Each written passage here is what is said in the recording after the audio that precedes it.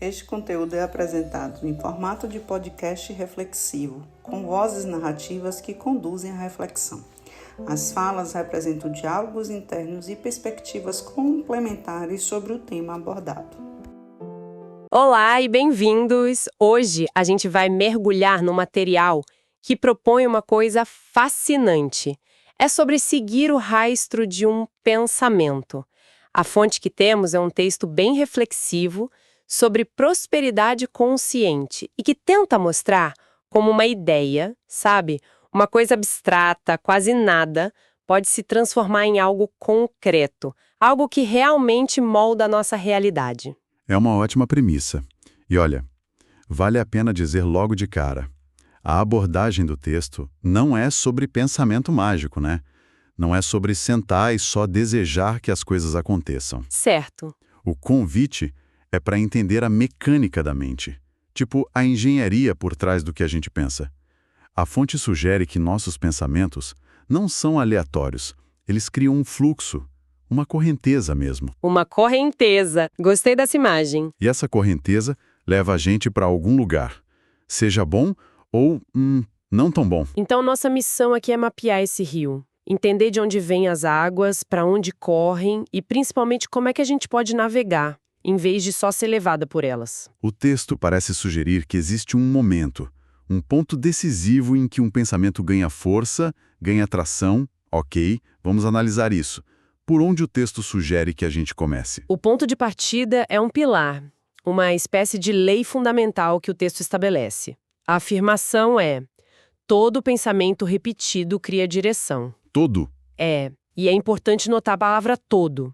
Não alguns, não só os importantes, todos. Certo. O que me chama muito a atenção é que o texto diz que a mente não diferencia o que é sério do que é brincadeira. Isso é contraintuitivo. Quer dizer que aquela piada autodepreciativa, sabe?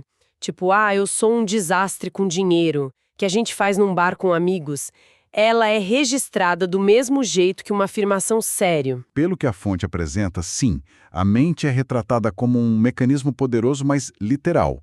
Ela não tem senso de ironia, sabe? Ela só registra padrões. Padrões. Exato. Se o padrão sou um desastre com dinheiro é repetido com frequência, mesmo que seja em tom de piada, a mente começa a construir uma via neural para isso. Isso espelha o que a neurociência chama de neuroplasticidade, né? Não é mágica, é o cérebro fortalecendo fisicamente as conexões que a gente usa mais. A repetição cria uma espécie de superestrada neural para aquele pensamento. Nossa. E aí ele fica mais rápido e fácil de ser acessado da próxima vez. Nossa, isso é forte. Eu lembro de um amigo que vivia fazendo essa piada. E, por mais que ele ganhasse bem, ele estava sempre com problemas financeiros. Sempre no limite. Era como se ele estivesse, sem perceber, cumprindo a própria profecia que ele repetia de brincadeira. O fascinante aqui é como essa ideia transforma o conceito de prosperidade. Segundo o texto, ela deixa de ser um objetivo externo, algo a ser conquistado lá fora. E vira o quê? E se torna uma prática de higiene mental. Prosperar exige uma atenção constante ao que se alimenta mentalmente. E a palavra alimentar é crucial. Porque sugere um processo ativo. Exatamente. Você pode nutrir sua mente com pensamentos que te fortalecem ou pode intoxicar com pensamentos que te enfraquecem.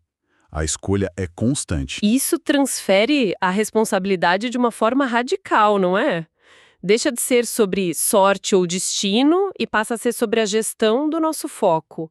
Se a mente é essa ferramenta neutra e a direção não está boa, o primeiro lugar para olhar não são as circunstâncias, mas os comandos internos que a gente está repetindo. Isso me leva a uma questão. Se o princípio é tão simples, por que é tão absurdamente difícil na prática?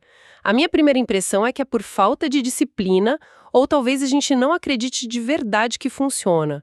O que a fonte diz sobre isso? São boas hipóteses, mas o que o texto sugere é algo mais fundamental. Uma condição padrão da mente humana. Ele chama de excesso de ruído interno. Ruído interno.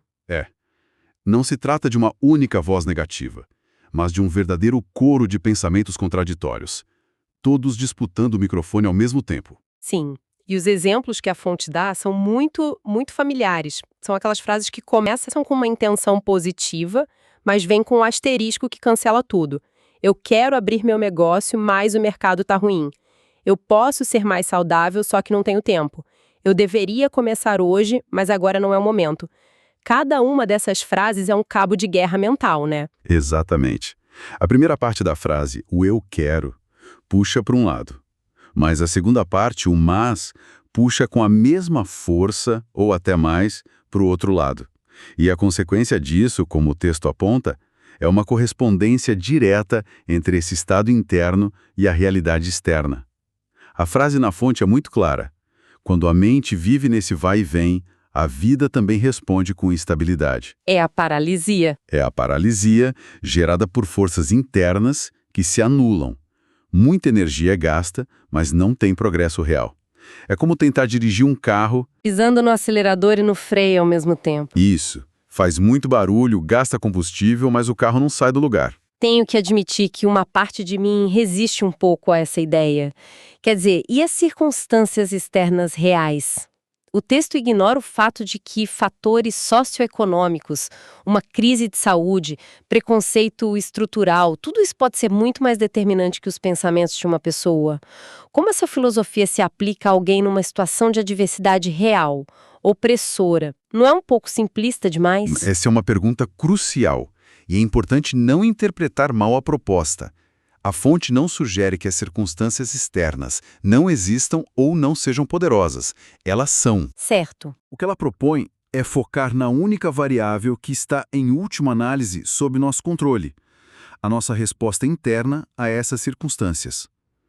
Diante de um obstáculo real e difícil, eu posso treinar minha mente para focar na falta, no medo, na impossibilidade, o que provavelmente vai me levar à paralisia. Ou eu posso, mesmo com medo e reconhecendo a dificuldade, treinar minha mente para procurar menor brecha, a menor possibilidade, a próxima ação possível. Entendi. O texto não fala sobre negar a realidade. Fala sobre escolher a direção do nosso foco dentro dessa realidade.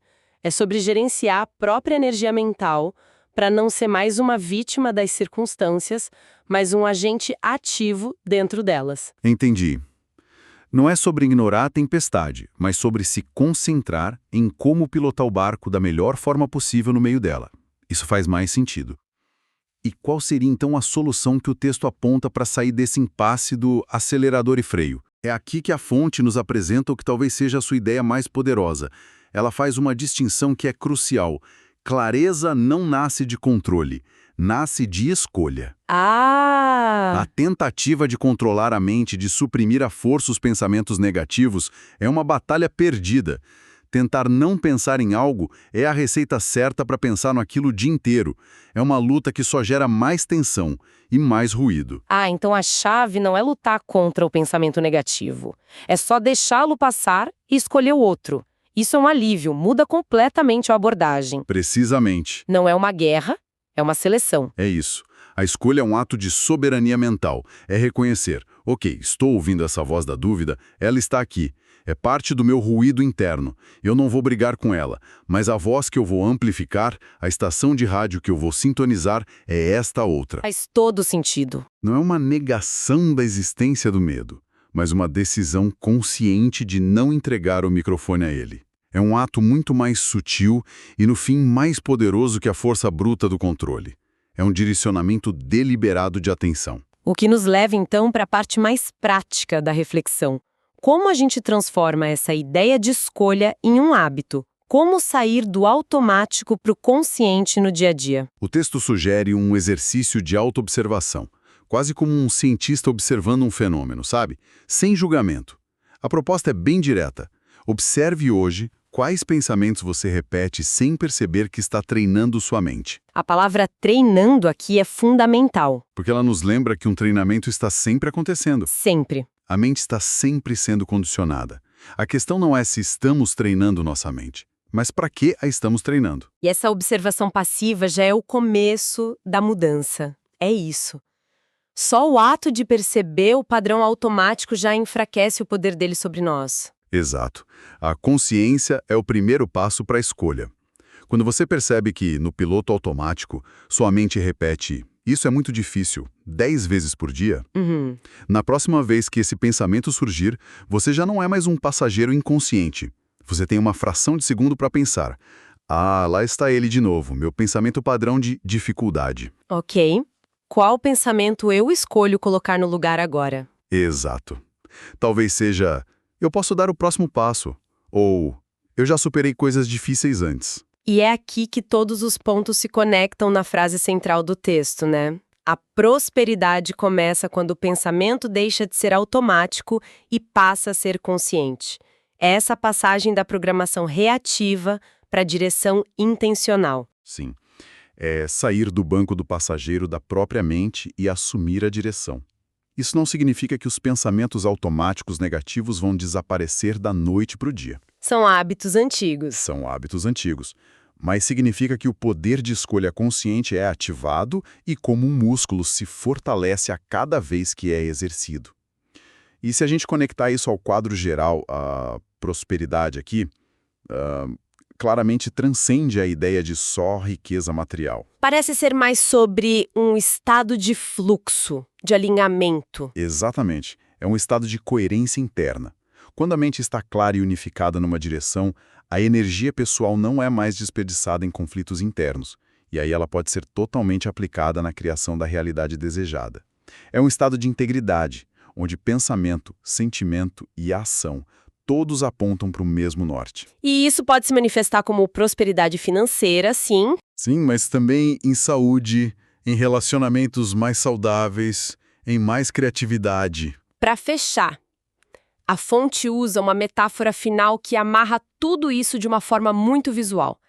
A ideia de tratar os pensamentos como sementes. É uma imagem muito potente. Uma semente parece pequena, insignificante, assim como um pensamento passageiro. Pois é. Mas ela contém o projeto completo de uma árvore, de uma floresta inteira, ou de uma erva daninha que pode sufocar todo o jardim. O poder não está no tamanho inicial da semente, mas no potencial que ela carrega e no solo em que é plantada. Alguns pensamentos são como ervas daninhas, né?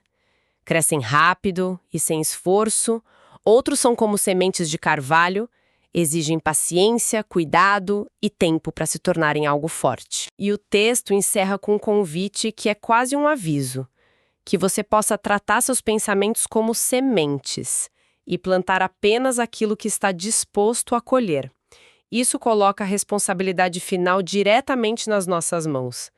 Cada pensamento é uma semente, a mente é o solo, a repetição é a rega. Não dá para culpar o jardim pelas ervas daninhas se fomos nós que espalhamos as sementes todos os dias. É uma conclusão que empodera. Ela nos tira do papel de vítimas das circunstâncias e nos coloca no papel de jardineiros. Um jardineiro não controla o clima, mas ele pode escolher o que plantar, pode arrancar as ervas daninhas, pode adubar a terra. Ele é um agente ativo. Ele é um agente ativo na criação da sua paisagem.